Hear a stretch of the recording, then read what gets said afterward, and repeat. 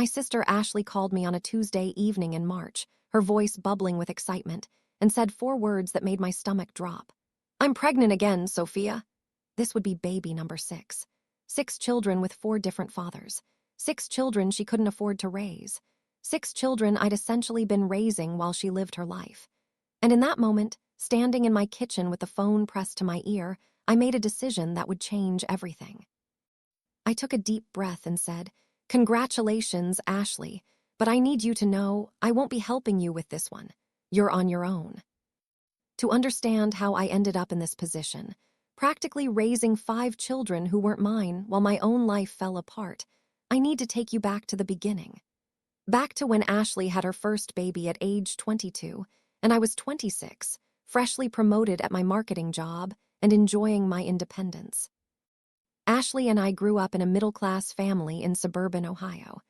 I was the older sister by 4 years, the responsible one who followed the rules, got good grades, and planned everything meticulously. Ashley was the wild child, beautiful, charismatic, impulsive, and completely incapable of thinking about consequences. Our parents loved us equally but always seemed to be cleaning up Ashley's messes while taking my stability for granted. When Ashley got pregnant at 22 with her boyfriend Jake, a guy she'd been dating for only 7 months, our parents were disappointed but supportive. They helped her get set up in a small apartment, bought baby supplies, and assured her she could do this. I remember visiting her in the hospital after she gave birth to my nephew Tyler, watching her hold this tiny baby with a mixture of love and terror in her eyes. "I don't know what I'm doing," she whispered to me while Tyler slept in her arms. "Nobody knows what they're doing with their first baby," I reassured her. "You'll figure it out." I meant it. I believed she would rise to the occasion, that motherhood would mature her, that she'd finally find her purpose. And for a few months, it seemed like she was trying. But Jake left when Tyler was 4 months old, claiming he wasn't ready to be a father, and Ashley fell apart. She moved back in with our parents, who essentially took over raising Tyler while Ashley worked part-time at a retail store and went out with friends on weekends.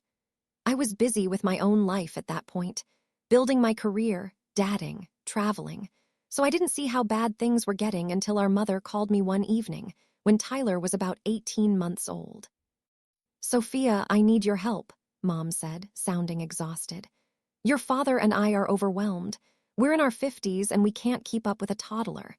Ashley is barely here, and when she is, she's no help. Could you maybe watch Tyler 1 or 2 evenings a week, just to give us a break?" I said yes because that's what you do for family. 1 or 2 evenings a week seemed manageable. I'd pick up Tyler after work, feed him dinner, play with him, and put him to bed in my guest room. He was a sweet kid, and I enjoyed our time together. I told myself I was helping my sister get back on her feet, that this was temporary. But temporary became permanent. 1 or 2 nights became 3 or 4. Then Ashley met someone new, Marcus, and suddenly she needed me to watch Tyler almost every weekend so she could nurture this new relationship. Our parents were too burned out to say no, and I didn't want Tyler to suffer because of Ashley's choices, so I kept saying yes. Ashley got pregnant again when Tyler was 2 years old. She and Marcus had been together less than a year, weren't married, and barely made enough money to support Tyler, let alone another child. When she told me she was pregnant, I felt my first flash of real anger at her. "Ashley, how could you be so careless?" I asked her over coffee. "You can't even take care of Tyler on your own. How are you going to manage 2 kids?" "Marcus and I are doing better financially," she said defensively. "And I'm older now, more mature. This will be different. We're actually planning to get married." They didn't get married. Marcus left 2 weeks after my niece Emma was born, deciding fatherhood wasn't for him either. And just like with Tyler, Ashley moved back in with our increasingly exhausted parents, and I became even more involved in raising children who weren't mine. By the time I was 30, I was essentially a part-time parent to Tyler, who was 4, and Emma, who was 2. I had them every weekend, bought their clothes and toys, attended Tyler's preschool events when Ashley was too busy or forgot. My own life was disappearing. I'd broken up with a serious boyfriend because he wanted someone who could be more available, more spontaneous. I'd turned down a promotion that required occasional travel because I couldn't leave the kids. I was spending thousands of dollars a year on children my sister kept creating, but couldn't be bothered to raise. Our parents begged Ashley to stop having children, to focus on the two she already had, to get her life together. She'd promised to be more careful, more responsible. But then she'd meet someone new, and the cycle would repeat. Baby number 3, Mia, arrived when Ashley was 27 and I was 31. Different father, same story. By this point, I'd stopped being surprised or angry. I'd moved into acceptance or maybe resignation. This was just who Ashley was. And these kids needed someone reliable in their lives, even if that someone was supposed to be their aunt, not their mother. I loved Tyler, Emma, and Mia fiercely. They were innocent in all of this, deserving of stability and love and attention. But I also resented them sometimes, and that guilt ate at me. How could I resent children? What kind of person feels anger toward kids who didn't ask to be born into this chaos?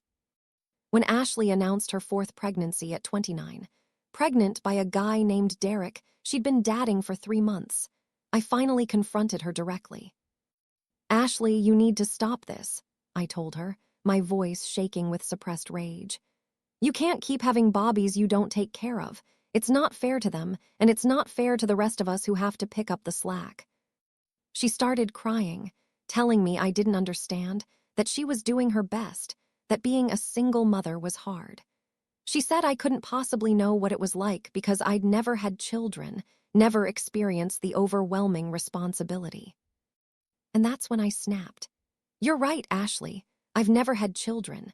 Because unlike you, I'm responsible enough to know I can't handle that commitment right now. But somehow I'm raising your children anyway. I'm the one going to parent-teacher conferences. I'm the one buying school supplies and birthday presents. I'm the one sacrificing my entire life while you keep making the same mistakes over and over." She accused me of being judgmental and unsupportive. She said family was supposed to help family, that I was selfish for complaining when she was struggling. And maybe she had a point. Maybe I was being selfish. But I was also drowning, and nobody seemed to care. Our parents were getting older and couldn't keep up with the demands anymore. Dad's health was declining, and Mom was showing signs of burnout-induced depression. The burden was falling more and more on me, and I didn't know how to say no without feeling like a monster. Baby number 4, Olivia, was born when I was 32. Derek stuck around for about 6 months before disappearing, and Ashley moved into a small apartment with all 4 kids. But she couldn't manage. She was working 2 part-time jobs that barely covered rent, let alone food, utilities, childcare, and everything else kids need. So I stepped in even more. I had the kids almost every weekend and at least 2 weeknights. I paid for their clothes, their school expenses, their extracurricular activities. I took them to doctor's appointments when Ashley couldn't get off work. I helped with homework, attended school plays, coached Tyler's little league team. I became everything a parent should be, except I wasn't their parent. I was their aunt who couldn't say no. My friends stopped inviting me places because I always had the kids. I stopped dating entirely because who wants to date someone who comes with 4 children attached? I was living in a 3-bedroom house I'd bought specifically to have space for the kids to stay over, spending every dollar I didn't use for their needs on therapy to deal with my resentment and guilt. And then Ashley met someone new. His name was Brandon, and he seemed different from the others, more stable, more mature, actually interested in being a father figure to her kids. I let myself hope that maybe, finally, Ashley had found someone who would help her become the mother her children needed. They got married when I was 34, a small ceremony at City Hall that I helped pay for. Brandon moved into Ashley's apartment, and for a few months, things seemed better. Ashley needed me less. The kids had a father figure. I started to reclaim small pieces of my own life. But then, at Ashley's wedding reception, she pulled me aside with a champagne glass in hand and a secretive smile on her face. "Don't tell anyone yet," she whispered, "but Brandon and I are going to start trying for a baby. I really want to give him a child of his own." I felt something cold settle in my chest. "Ashley, you have 4 children, 4 kids who need your attention. Why would you have another baby?" "Because Brandon wants to be a father," she said, as if that explained everything. And I want to give him that experience. Plus, this time will be different. I'll be married, financially stable, have a partner. I can finally do this right. Baby number 5, Noah, was born when I was 35 and Ashley was 31. Brandon was thrilled at first, posting photos on social media of him holding his son, talking about being a dad. But the reality of 5 kids in a small apartment, 5 kids worth of expenses, 5 kids worth of chaos, it overwhelmed him quickly. He didn't leave immediately like the others, but he checked out emotionally. He'd come home from work and hide in the bedroom, ignoring the noise and needs of the children. Ashley, stressed and exhausted, began relying on me even more than before. The stable marriage she'd promised turned out to be just another version of Ashley being functionally alone in raising her kids. I was 38 years old, and my life had become unrecognizable from what I'd imagined. I'd been promoted to senior marketing director, a position I'd worked hard for, but I couldn't fully commit to it because I was always leaving early for school pickups or missing important meetings because one of the kids was sick. My colleagues without children advanced past me. My salary, which should have been building my retirement fund, was going toward 5 kids who weren't mine. I hadn't been on a date in 3 years. I'd gained 20 pounds from stress eating and lack of time to exercise. I was seeing a therapist twice a month just to cope with the resentment I felt toward my sister and the guilt I felt about that resentment. I'd built my entire adult life around caring for children I never chose to have, and I was utterly exhausted. And then Ashley called with her 6th pregnancy announcement. I'll never forget that phone call.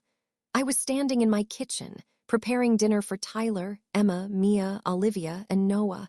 All 5 of them were at my house because Ashley and Brandon had wanted date night when my phone rang. Sophia, Ashley's voice was bright with excitement. I have the best news. Brandon and I are pregnant again. Can you believe it? Number 6. I looked at the chaos around me. Tyler, now 12, was trying to help 9-year-old Emma with her math homework, while they both attempted to ignore 7-year-old Mia and 6-year-old Olivia fighting over a tablet. 3-year-old Noah was having a meltdown because I'd cut his sandwich into squares instead of triangles. This was my life. This had been my life for 12 years.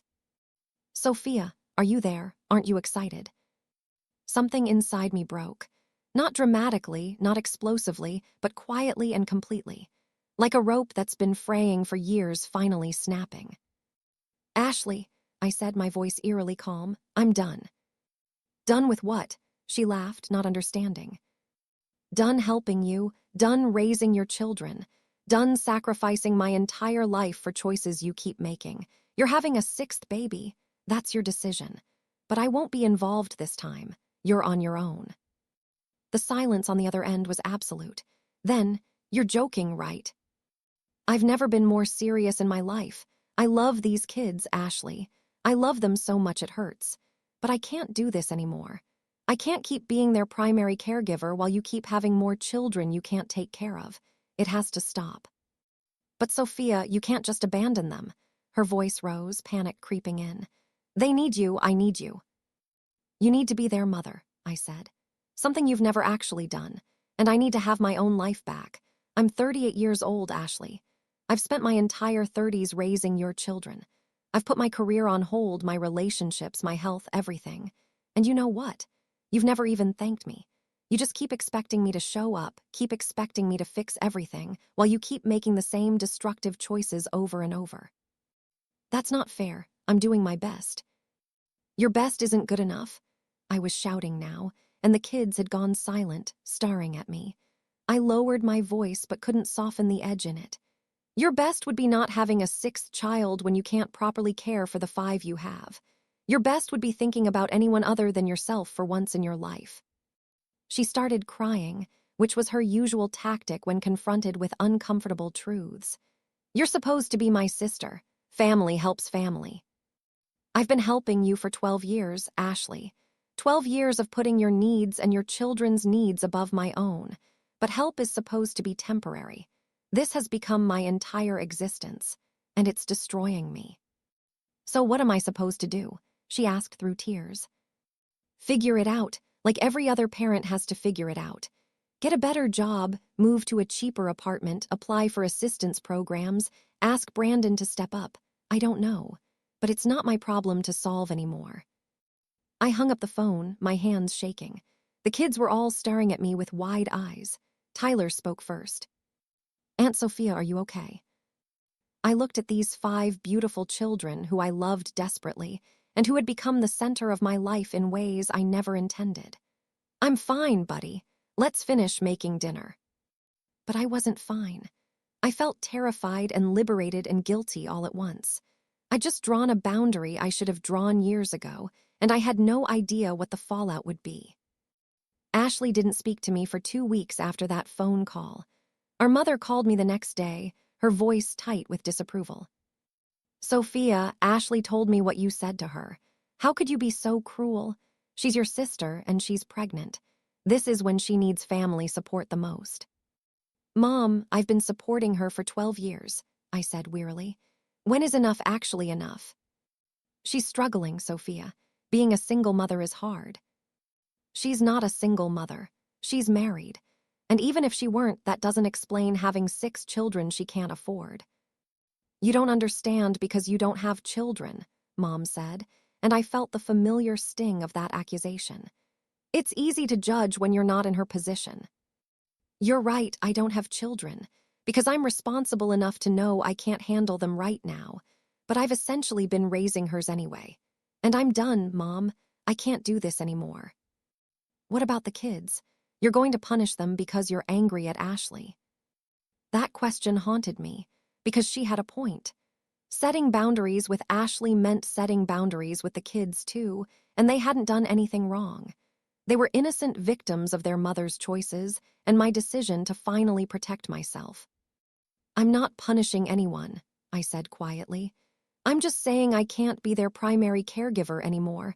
I'll still be their aunt. I'll still love them. But Ashley needs to actually be their mother." Mom sighed heavily. "Your father and I can't help more than we already do. We're too old and too tired. If you step back, those kids are going to suffer." Then maybe that suffering will finally motivate Ashley to change. Even as I said it, I knew it was wishful thinking. The next weekend came, and for the first time in years, I didn't have the kids. Ashley had to figure out childcare on her own. I spent Saturday morning sleeping in for the first time in recent memory, then went to a yoga class I'd been wanting to try for months. I met up with an old friend for lunch, someone I'd been too busy to see in over a year. It felt strange and wonderful and deeply wrong all at the same time. I kept checking my phone, waiting for the inevitable crisis call from Ashley. It came Sunday afternoon. "Sophia, I need your help. Noah is sick and I have to work and Brandon is useless and I don't know what to do." Every instinct in my body screamed at me to say yes, to run over there, to fix the problem like I always did. But I forced myself to hold firm. "Ashley, you need to figure it out. Call in sick to work, ask Brandon to take the day off, call Mom. I don't know, but I can't help you." "He's really sick, Sophia. He needs to go to the doctor and I can't afford to miss work." "Then Brandon needs to take him. He's Noah's father." "Brandon has an important meeting." "More important than his sick son. Come on, Ashley." She hung up on me. I spent the rest of the day feeling guilty and anxious, checking my phone obsessively to make sure Noah was okay. Finally, I texted Mom to ask if she'd heard anything. She curtly replied that Brandon had taken Noah to urgent care and he just had a bad cold. So they'd figured it out. Without me, it was possible. But Ashley was furious. She sent me a long text message that night accusing me of abandoning my nephews and nieces, of being selfish and heartless, of breaking my promises to always be there for them. She said I was punishing innocent children because I was jealous of her having kids while I was alone and childless. That accusation hurt more than she could know, because there was a kernel of truth in it. I did feel jealous sometimes, not of having 6 kids with different fathers and living in poverty, but of the way Ashley got to be the fun parent who showed up when she felt like it while I did all the hard work. She got credit for being a mother while I got nothing but exhaustion. My friends, when I told them what was happening, were largely supportive. It's about time, my best friend Jennifer said. We've all been watching you sacrifice everything for years. Ashley's been taking advantage of you, and you finally stood up for yourself. Good for you. But my family saw it differently. My aunt called to tell me I was being selfish. My cousin posted something passive-aggressive on social media about people who abandon family in their time of need.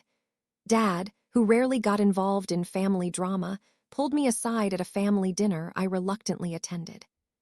"Sophia, I understand you're frustrated," he said gently. "But those kids love you. They depend on you. Can't you find some middle ground?" "What's the middle ground, Dad? I take them 4 days a week instead of 5. I only pay for half their expenses instead of most of them. There is no middle ground. As long as I'm available, Ashley will never step up. She has to hit rock bottom before she'll change. And if rock bottom means those kids suffer?" I didn't have an answer to that. The first month of my new boundary was hell. Ashley tested it constantly, calling with emergencies that I had to force myself not to respond to. The kids called too, asking when they could come over, telling me they missed me. Tyler especially struggled with my absence. "Did we do something wrong, Aunt Sophia?" he asked when I finally agreed to talk to him on the phone. "Why don't you want to see us anymore?" My heart shattered. "Oh, honey, you didn't do anything wrong. I love you all so much. But I need your mom to spend more time being your mom, and she can't do that if I'm always there doing it instead." "But Mom doesn't know how to do a lot of the stuff you do. She doesn't help with homework right, and she forgets about school stuff, and she doesn't make good meals like you do." "Then maybe you and your siblings need to teach her," I said, hatting every word. "You're old enough to show her how you like things done." It felt cruel, putting that responsibility on a 12-year-old. But what else could I say? I agreed to see the kids once a month for a fun outing, just them and me, no Ashley. We'd go to the park or a movie or out for ice cream. Those visits were bittersweet. The kids were clearly struggling. Mia's grades were dropping. Emma seemed more anxious than usual. Olivia had started acting out at school. Noah didn't understand why he couldn't come to Aunt Sophie's house anymore. But Tyler, despite his initial hurt, seemed to be rising to the challenge in ways that broke my heart. At 12 years old, he was becoming the parent Ashley should have been, helping his siblings with homework, making sure they got to school on time, even learning to cook simple meals. "Mom's been really stressed," he told me during one of our monthly outings. "The pregnancy is making her tired and sick a lot. Brandon works late most nights, so I help with the little ones." "Tyler, that's not your job," I said firmly. "You're 12. You should be focused on school and friends and being a kid." He shrugged with a maturity no 12-year-old should have. "Somebody has to do it." I wanted to scoop him up and bring all the kids home with me. I wanted to fix everything like I always had. But I knew that if I did, nothing would change. Ashley would have baby number 6, and in a few years, there would be baby number 7, and I'd be 50 years old still raising children who weren't mine. Ashley's pregnancy progressed, and according to Mom, it was rough. She was sick constantly, exhausted, struggling to manage the 5 kids she already had while Brandon became increasingly distant. Part of me felt vindicated. See, this is what happens when you keep having kids you can't handle. Part of me felt guilty for not helping a pregnant woman who was clearly suffering. I threw myself into my work for the first time in years. Without the constant demands of 5 children, I could actually focus on my career. I started arriving early and staying late, taking on projects I'd previously turned down, networking in ways I hadn't had energy for before. My boss noticed. "Sophia, I don't know what's changed, but I'm impressed," she said during a review. "You're showing the kind of commitment and initiative I knew you were capable of. Keep this up and we'll be talking about a promotion soon." A promotion, career advancement. Things I'd sacrificed for years because I was too busy raising someone else's children. It felt good. It also felt hollow because I missed those kids desperately. I started dating again, too. Jennifer set me up with a colleague of hers, a divorced man named Michael who was 42 and had 2 teenagers who lived with their mother. We went for coffee, then dinner, then started seeing each other regularly. It's nice to meet someone who doesn't have young kids, he admitted on our fourth date. No offense to people who do, but at this stage of my life, I'm not interested in starting over with diapers and preschool. I felt a pang of guilt thinking about the 5 kids, soon to be 6, who I'd effectively been a parent to for years. I don't have kids, I told him, which was technically true. But I'm very involved with my nieces and nephews. That's nice, he said easily. Being an aunt is different from being a parent, though. You get to enjoy them and then send them home. Except I hadn't sent them home for years. I'd been more their parent than their aunt. But I didn't tell him that. I wanted to be the person he saw, available, uncomplicated, free. Ashley went into labor in late September, when I was 38 and she was 34. Mom called to tell me Ashley was at the hospital, that the baby was coming early, that there were complications. Should I go? I asked, my hand already reaching for my car keys despite my better judgment. That's up to you, Mom said carefully, but she's your sister and she's scared. I went, not because I was forgiving Ashley or going back on my boundary, but because despite everything, she was my sister and I loved her. The hospital waiting room was tense. Brandon was in the delivery room with Ashley. Our parents sat side by side, looking exhausted. The 5 kids were with a neighbor. Ashley had actually had to arrange childcare on her own for once. When they finally let us see Ashley and the baby, another girl, named Grace, I felt the familiar tug in my chest.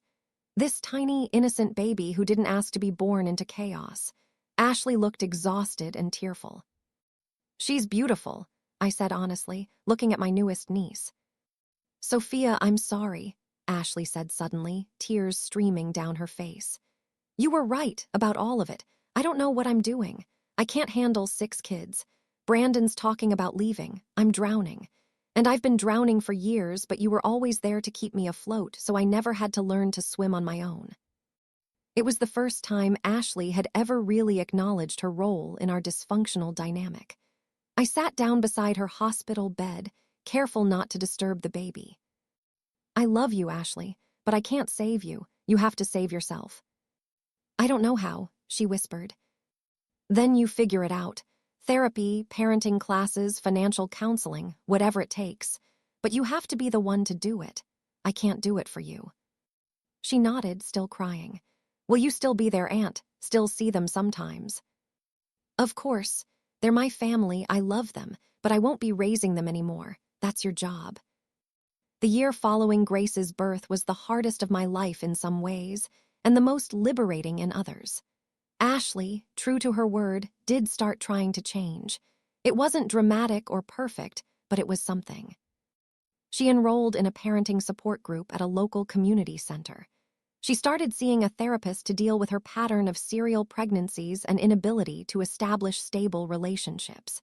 She applied for every assistance program available: food stamps, childcare subsidies, housing assistance.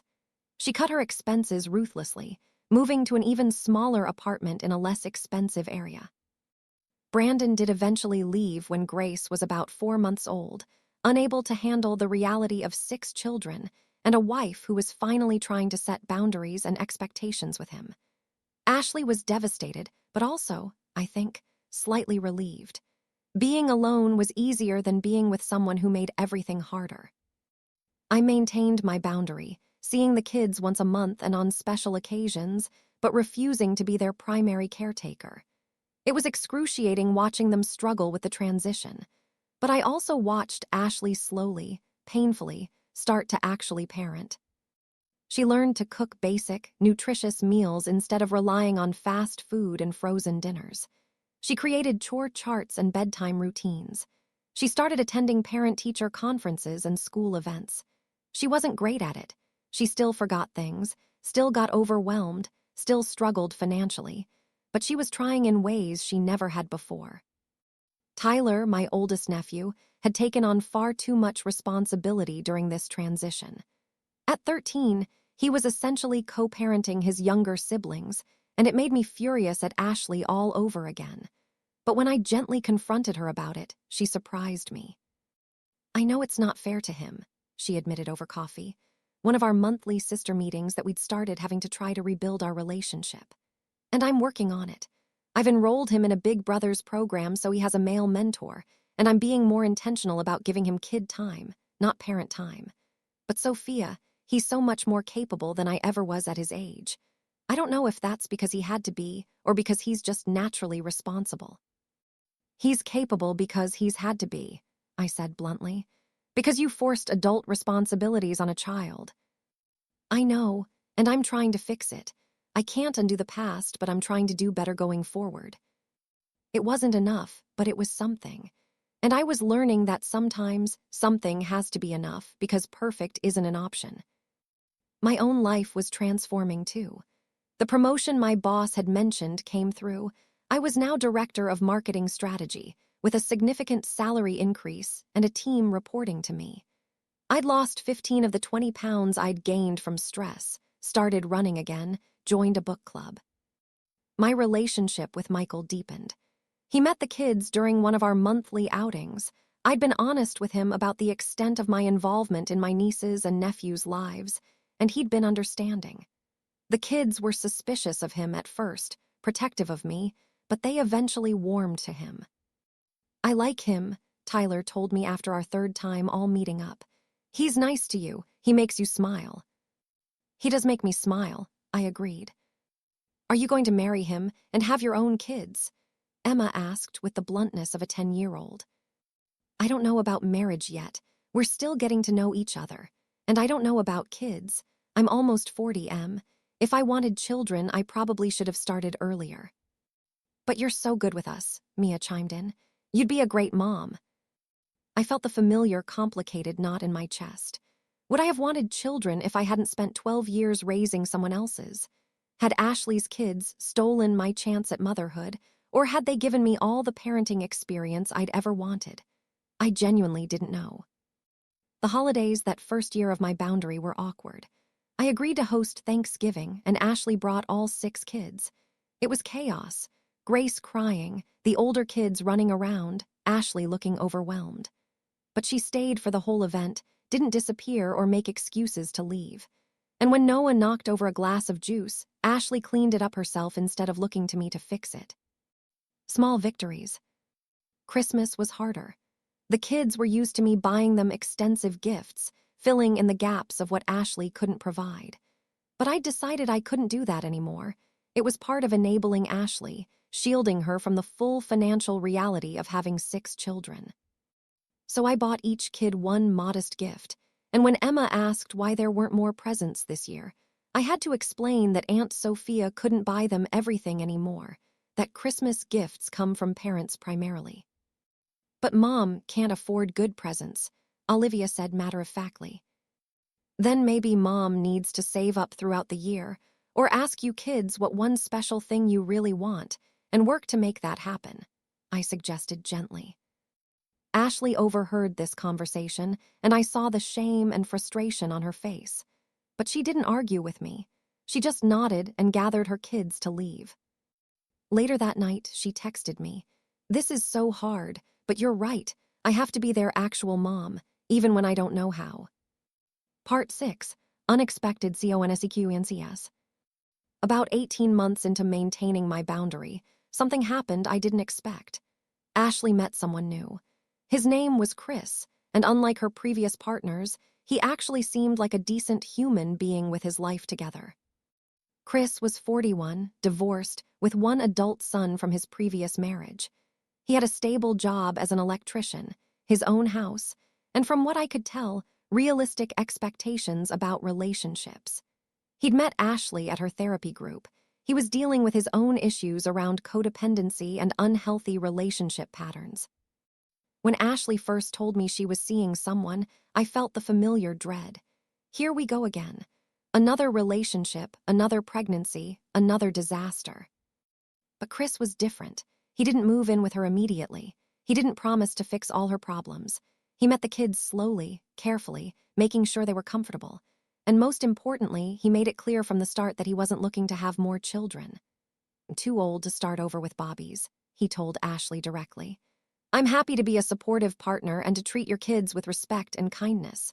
But I'm not looking to be anyone's father figure. They have a father even if he's not very present, and I'm not looking to have more children at my age. Ashley, to my shock, was okay with this. More than okay, she seemed relieved. I don't want more children either, she told me when we met for coffee. 6 is enough, more than enough. I'm getting my tubes tied, actually. After Grace was born, I finally realized I needed to take permanent action to stop this cycle. I nearly fell out of my chair. You're getting your tubes tied. Next month.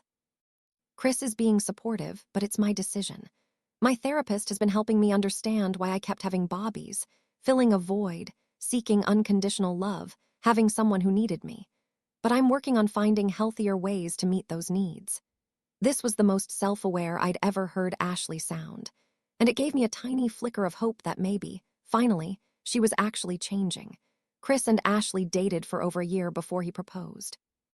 During that time, I watched her continue to grow as a parent. It wasn't a magical transformation. She still struggled, still made mistakes, still called our mom in tears sometimes. But she was doing the work. The kids were adjusting too, though not without pain.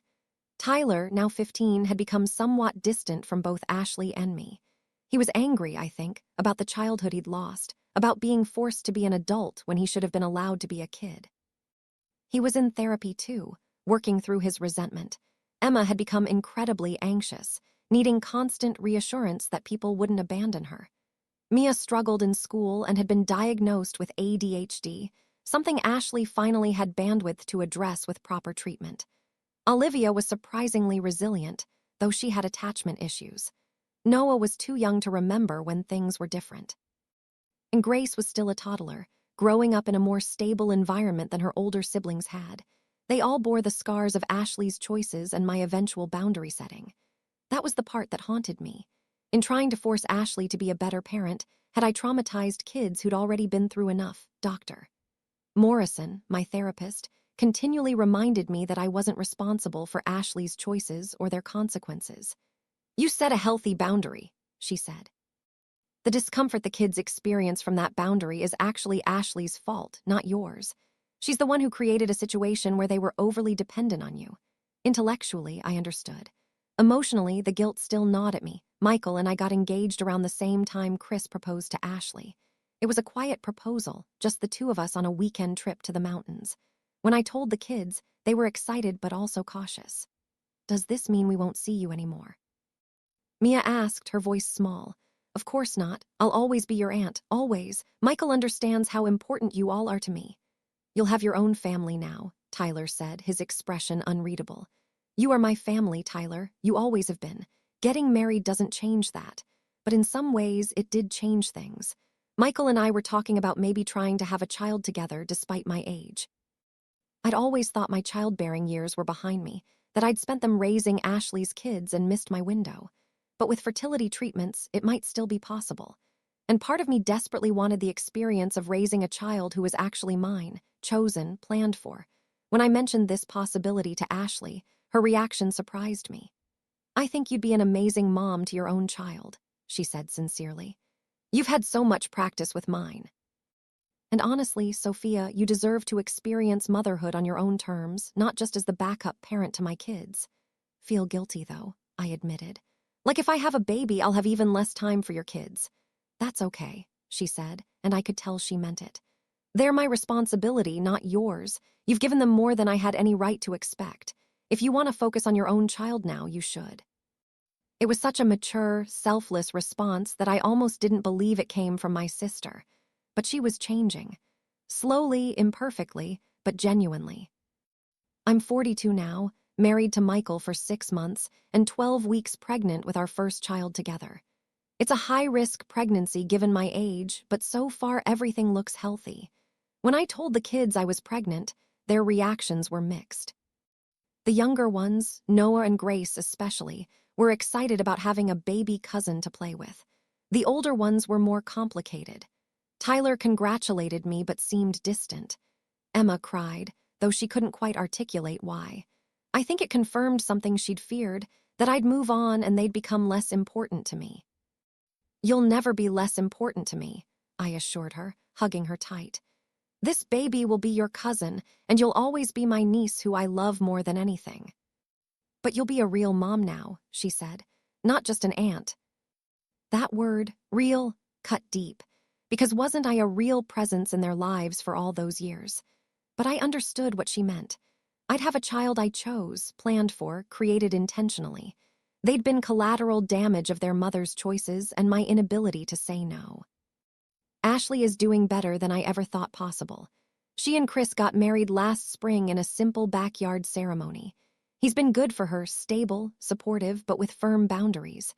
He works, comes home, helps with household tasks, but he's not trying to be a father to her 6 children. He's kind to them, respectful, but clear about his role. Ashley works full-time now at a medical office doing billing and scheduling. It's not glamorous, but it's stable income with benefits. Between her salary and the child support, she actually started pursuing legally from the fathers of her children, plus Chris's income. They're managing financially. The kids aren't rich, but they're fed, clothed, housed, and their basic needs are met. She still calls me sometimes when she's overwhelmed, but now it's to vent rather than to ask me to fix things. Grace is sick again, and I'm so tired, and I just need someone to tell me it's going to be okay, she'll say. And I can offer emotional support without having to drop everything and rush over there. Our mother, now 72, has been able to step back from the constant caretaking that was destroying her health. She sees the grandkids regularly, but as a grandmother, not as a backup parent. Dad's health has stabilized somewhat now that the stress of Ashley's constant crises has eased. Tyler is 17 now, a senior in high school and planning to attend college next year.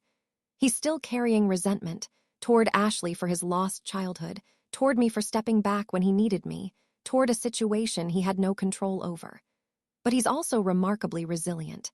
He's got a part-time job, good grades, and a girlfriend who seems sweet. I'm not having kids, he told me bluntly during one of our talks. Ever. I've already raised enough children in my lifetime. It broke my heart to hear him say that at 17, but I understood. Emma, Mia, Olivia, Noah, and Grace are all progressing through childhood with varying degrees of success. They have scars, emotional, psychological, from their early years of instability. But they also have a mother now who's actually present, actually trying, actually learning to parent them. It's not perfect, but it's better than it was. I see them less frequently now, maybe once every 6 weeks or so. Holidays, birthdays, occasional outings. But I'm no longer their primary caretaker, and that's appropriate. I'm their aunt, not their mother, and I'm about to become an actual mother to my own child. The guilt hasn't entirely faded. I still wonder if I should have set boundaries earlier, or if I should have never set them at all. I wonder if the kids will grow up resenting me for stepping back.